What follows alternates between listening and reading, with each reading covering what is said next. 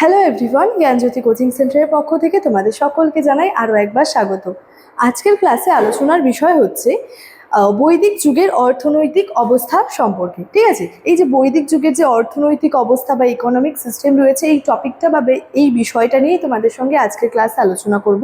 তোমরা যারা কলকাতা বিশ্ববিদ্যালয়ের অধীনস্থ বিভিন্ন কলেজগুলিতে পড়াশোনা করছো, তোমাদের জন্য আজকের ক্লাসে CU CCF first semester DSCC 1 যে হিস্ট্রি রয়েছে সেখান থেকে কিন্তু একটা গুরুত্বপূর্ণ বিষয় যেটা হচ্ছে এই বৈদিক যুগের অর্থনৈতিক অবস্থা, এটা নিয়ে আলোচনা করব। ঠিক আছে, আচ্ছা, আলোচনার বিষয় শুরু করার আগে বা আলোচনার বিষয়ে যাওয়ার আগে তোমাদেরকে একটা ছোট্ট ইনফরমেশন দিয়ে রাখি। তোমরা যারা যারা ভাবছো আমাদের সঙ্গে এই সেমিস্টারে অনলাইনে যুক্ত হবে, তারা স্ক্রিনে দুটি নাম্বার দেখতে পাচ্ছ, 7076398606 এবং 6295916282। এই নাম্বার দুটি হলো আমাদের জ্ঞানজ্যোতি কোচিং সেন্টারের অফিসিয়াল হেল্পলাইন নাম্বার। যে কোনো একটি নাম্বারে যোগাযোগ করে আমাদের সঙ্গে যুক্ত হয়ে যেতে পারো। ঠিক আছে, এছাড়াও তোমাদের কোর্স ডিটেলস সম্পর্কে একটু বলে রাখি যে আমাদের সঙ্গে যুক্ত হলে তোমরা যে সমস্ত সুযোগ সুবিধাগুলি পেয়ে যাচ্ছ, প্রথমত তোমরা প্রপার গাইডেন্স পেয়ে যাচ্ছ, তারপরে recorded classes, high quality notes এবং 100% কমন সাজেশনসগুলো কিন্তু পেয়ে যাচ্ছ। এবং তোমাদের সেমিস্টারের জন্য যে কোর্স ফিটা রাখা হয়েছে সেটা হলো মেজর স্টুডেন্টসদের জন্য কোর্স ফি রয়েছে 1299 এবং মাইনর স্টুডেন্টসদের জন্য কোর্স ফি রয়েছে 699। ঠিক আছে, তো এই ছিল ইনফরমেশনের বিষয়। এবার সরাসরি আলোচনার বিষয় শুরু করছি। দেখো, মূলত আলোচনা করব যে বৈদিক যুগের অর্থনৈতিক অবস্থা সম্পর্কে। তো সেই অর্থনৈতিক অবস্থার দিকে যাওয়ার আগে বা অর্থনীতি নিয়ে আলোচনার আগে আগে প্রথমত যে বিষয়টা জানবো, এই যে বৈদিক যুগটা ছিল, এই বৈদিক যুগটা কিন্তু অর্থনীতি হোক বা সমগ্র বৈদিক যুগটাই কিন্তু দুটি ভাগে বিভক্ত ছিল। একটা ছিল হচ্ছে ঋগ বৈদিক যুগ এবং আরেকটা ছিল হচ্ছে পরবর্তী বৈদিক যুগ। এবং দুটা আর কি যুগেরই কিন্তু এখানে সময়সীমাটাও দেওয়া রয়েছে। এটা রয়েছে ঋগ বৈদিক যুগের সময়সীমা রয়েছে 1500 থেকে 1000 খ্রিস্টপূর্বাব্দ, আর পরবর্তী বৈদিক যুগের সময়সীমা রয়েছে 1000 থেকে 600 খ্রিস্টপূর্বাব্দ। ঠিক আছে, বলেছে এই অর্থনীতি ছিল মূলত প্রাক রাজনৈতিক গ্রামীণ প্রকৃতি নির্ভর এবং ক্রমশ পশুপালন থেকে আর কি কৃষিমুখী এটার অর্থনীতিটা কিন্তু মূল ছিল। ঠিক আছে, এবারে যেই বিষয়টা আলোচনার সেটা হচ্ছে এই যে আমরা ইকোনমিক সিস্টেম বলি বা হচ্ছে যে অর্থনৈতিক অবস্থা, তো অর্থনীতির ভিত্তিটা কি? সেটা যে কোনো যুগের হতে পারে, সেটা যে কোনো সভ্যতার হতে পারে, সেটা যে কোনো হচ্ছে যে সমাজের বা সাম্রাজ্যের হতে পারে। ঠিক আছে, অর্থনীতির মূল ভিত্তির কথা যখনই আসে তখনই প্রথমত আসে কৃষির কথা, নয়তো বা পশুপালন, তারপর হচ্ছে ব্যবসা বাণিজ্য, এই সমস্ত বিষয়গুলোই কিন্তু অর্থনীতির মূল ভিত্তি। ঠিক আছে, এখানে কি বলেছে দেখো, পশুপালন ও গো সম্পদ। অর্থনীতির মধ্যে এক্ষেত্রে আমরা প্রথম যে বিষয়টা দেখবো সেটা হচ্ছে পশুপালন সম্পর্কে। বলেছে ঋগ্বৈদিক যুগে আর্যদের প্রধান সম্পদ এবং জীবিকা ছিল কিন্তু গবাদি পশু, বিশেষ করে কিন্তু গরু, যার জন্য কিন্তু এখানে গো সম্পদের কথাও আর কি বলা হয়েছে।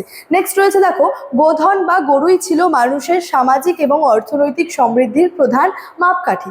তার সাথে সাথে গাভী এতটাই মূল্যবান ছিল যে বিনিময়ের মাধ্যম হিসেবেও কি হতো, মানে প্রচুর পরিমাণে আর কি ব্যবহৃত হতো এবং গরুর জন্যই কিন্তু যুদ্ধ হতো, যেটা হচ্ছে যে গাভিষ্টি বা গভিষ্টি নামে পরিচিত। অর্থাৎ গরুকে কেন্দ্র করেও কিন্তু বিভিন্ন যে যুদ্ধ হতো যেটাকে কিন্তু গাভিষ্টি বলা হয়ে থাকে।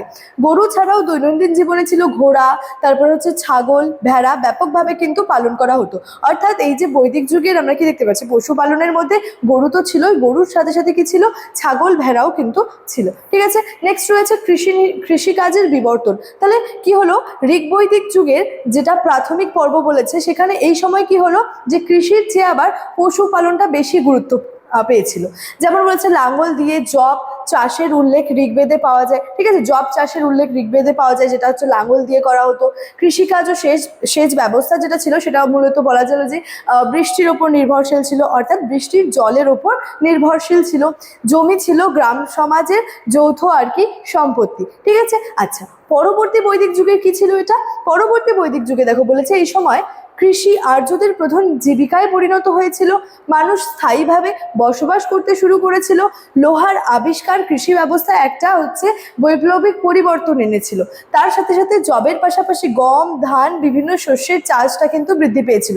ঋগ্বৈদিক যুগে কি হচ্ছে যে এই যে আর কি জব চাষটা কিন্তু বিশেষভাবে যে উল্লেখযোগ্য ছিল বা পাওয়া যেত। ঠিক আছে, পরবর্তী বৈদিক যুগে কি এসেছে, জবের পাশাপাশি গম, তারপর হচ্ছে ধান এবং বিভিন্ন শস্যের চাষটা কিন্তু ব্যাপকভাবে শুরু হয়েছিল। ঠিক আছে, এটা ছিল কৃষিকাজের বিবর্তন। এবার অন্যান্য শিল্পের ক্ষেত্রে যে বিষয়টা রয়েছে সেটা হলো, দেখো রয়েছে মৃৎশিল্প, এর সাথে সাথে ধাতু শিল্প এবং কাষ্ঠ ও বস্ত্র শিল্প। এইখানে বা এর মধ্যে যে বিষয়টা রয়েছে, মৃৎশিল্পীরা অত্যন্ত দক্ষ ছিলেন, অর্থাৎ এই যে তারা বিভিন্ন যে মৃৎপাত্রগুলি তৈরি করতেন, তো মৃৎপাত্রগুলি বা মৃৎশিল্পগুলি তৈরির ক্ষেত্রে যে শিল্পীরা রয়েছেন তারা কিন্তু অনেকটাই দক্ষ ছিল। তারা কি করতো, সুন্দর নকশা তৈরি করতো, সুন্দর নকশা তৈরি করা যে মাটির পাত্রগুলি ছিল সেগুলো, দৈনন্দিন যে গৃহস্থালির প্রয়োজনীয় বিভিন্ন জিনিসপত্রগুলি কি করতো, তারা হচ্ছে তৈরি করতো। নেক্সট কি, ধাতু শিল্প। ধাতু অর্থাৎ বিভিন্ন ধাতু দিয়ে এখানে কি হচ্ছে, যন্ত্রপাতি বা বিভিন্ন আর কি শিল্প আর কি বানানো, যেমন বলেছে তামা ও ব্রোঞ্জের ব্যবহার প্রচলিত ছিল। ঠিক আছে, পরবর্তী বৈদিক যুগে কি হলো, লোহার আবিষ্কার কৃষিজ যন্ত্রপাতি ও অস্ত্র নির্মাণের একটা গতি এনেছিল। ঠিক আছে, নেক্সট হচ্ছে কাষ্ঠ ও বস্ত্র শিল্প। বলেছে তাঁতিরা উন্নত মানের কাপড় তৈরি করতেন, ছুতোর বা কাঠমিস্ত্রিরা কি করতো, রথ, গরুর গাড়ি এবং লাঙ্গল নির্মাণে কিন্তু পারদর্শী ছিলেন। বিভিন্ন শিল্পীরা কি বিভিন্ন শিল্পের ক্ষেত্রে কিন্তু তারা নিজেদের দক্ষতা বা নিজেদের আর কি পারদর্শিতার কিন্তু পরিচয়টা দিয়ে গেছেন। আচ্ছা, নেক্সট দেখো রয়েছে ব্যবসা বাণিজ্য, যেটা আমি প্রথমেই বললাম যে একটা অর্থনীতির মূল কাঠামোর মধ্যে বা মূল ভিত্তির মধ্যে কিন্তু এই সমস্ত বিষয়গুলো ধাপে ধাপে কিন্তু চলে আসে।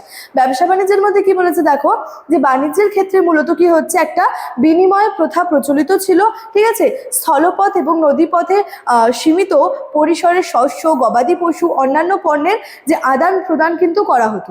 এবার বলেছে পণ্যের মূল্য নির্ধারণে গরুকে একটি আদর্শ একক হিসেবে কিন্তু ধরা হতো। তাহলে এই যে এই সময়ের যে বাণিজ্যটা হতো, এটা কেমন, যেমন একদিক থেকে হচ্ছে জলপথে বাণিজ্যটা হতো, ঠিক একইভাবে স্থলপথের মাধ্যমেও কিন্তু বাণিজ্যটা হতো। ঠিক আছে, এই সমস্ত বিষয়গুলো কি হচ্ছে, লক্ষ্য করা যাচ্ছে ব্যবসা বাণিজ্যের ক্ষেত্রে।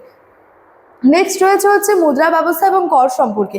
এখানে যে বিষয়টা বলেছে দেখো, যে প্রাথমিক যুগে আনুষ্ঠানিক মুদ্রার ব্যবহার ছিল না, তবে বলেছে পরবর্তীতে এই নিষ্ক এবং যে মনা নামক কিন্তু স্বর্ণপিণ্ড বা অলংকারের ব্যবহারটা কিন্তু শুরু হয়েছিল।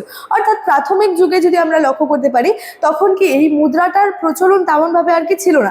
পরবর্তীতে কি লক্ষ্য করা যায়, মুদ্রাটার প্রচলন আর কি ব্যবহারটা শুরু হয়েছিল বিশেষত নিষ্ক এবং মনা নামক কিন্তু যে এই যে স্বর্ণপিণ্ড বা অলংকারের ব্যবহারটা শুরু হয়েছিল, যেটা কি করেছিল, যেটা মুদ্রার পূর্বরূপ হিসেবে কিন্তু কাজ করতো। এবার কর ব্যবস্থা সম্পর্কে কি রয়েছে দেখো, বলেছে রাজাকে রাজস্ব দেওয়ার প্রথা ছিল। অর্থাৎ এই সময়টায় একটা প্রথা ছিল, যেটা হচ্ছে রাজাকে রাজস্ব দিতে হয়। ঠিক আছে, আয়ের প্রধান উৎস ছিল বলি এবং ভাগ নামক কর প্রচলিত ছিল। অর্থাৎ যে আয়ের যে প্রধান উৎস, আয় যে হচ্ছে সেটার প্রধান উৎস কি ছিল, বলি এবং ভাগ নামক কর প্রচলিত ছিল।